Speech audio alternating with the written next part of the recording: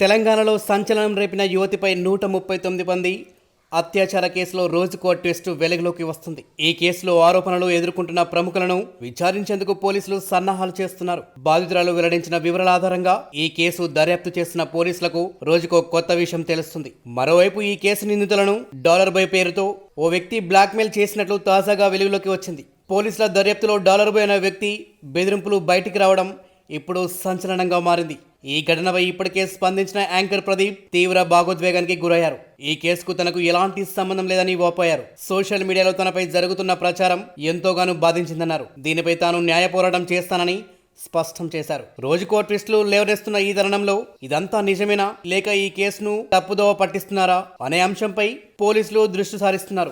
$Bye అనే వ్యక్తి ఇటీవల ఓ కానిస్టేబుల్ కు ఫోన్ చేసి నీ భార్యతో నాకు అక్రమ సంబంధం ఉంది అంటూ వేధింపులకు దిగినట్టు తెలుస్తుంది. ఆ కానిస్టేబుల్ పనిచేస్తున్న స్టేషన్ ఎస్ఐకి కూడా ఫోన్ చేసిన ఆ వ్యక్తి అసభ్య పదజాలంతో $బాయ్ అరాచకాలపై ఆడియో టేపులు కానిస్టేబుల్ పోలీసులకి అందజేసినట్టు తెలుస్తుంది. పూర్తి వివరాలకు వెళ్తే నల్గొండ జిల్లాకు చెందిన మహిళపై 139 మంది అత్యాచారం చేశారని నమోదైన సంచలన కేసులో మరో కీలక పరిణామం చోటు చేసుకుంది. బాధిత మహిళ పంచగుట్ట పోలీస్ స్టేషన్ లో ఫిర్యాదు చేసిన సంగతి తెలిసిందే. ఆ తర్వాత 2 రోజులకు $బాయ్ అలియాస్ రాజశేఖర్ రెడ్డి ఆమెకు ఫోన్ చేసి బెదిరింపులకు పాల్పడ్డారని ఆరోపణలు వస్తున్నాయి.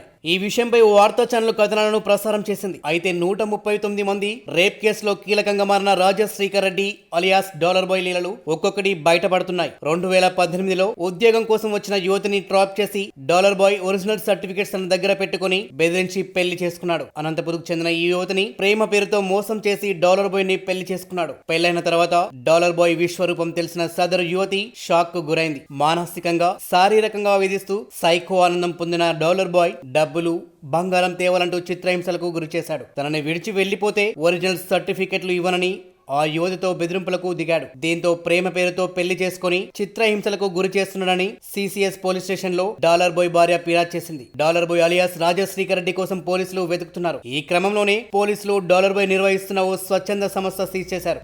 $బాయ్ నిర్వహిస్తున్న ఈ కార్యాలయాల్లోనే కొంతమంది అమ్మాయిలకు సంబంధించిన సర్టిఫికెట్లు పోలీసులు గుర్తించారు. అయితే ఈ సర్టిఫికెట్స్ ఈ కార్యాలయంలోకి ఎలా వచ్చాయనే కోణంలోనూ పోలీసులు దర్యాప్తు చేస్తున్నారు. మరోవైపు $బాయ్ పై ఆయన భార్య కూడా గతంలోనే సిసిఎస్ పోలీసులకు ఫిర్యాదు చేసినట్లు సమాచారం. రాష్ట్రంలోని పలు పోలీస్ స్టేషన్లో ఆయనపై కేసులు నమోదయ్యాయి.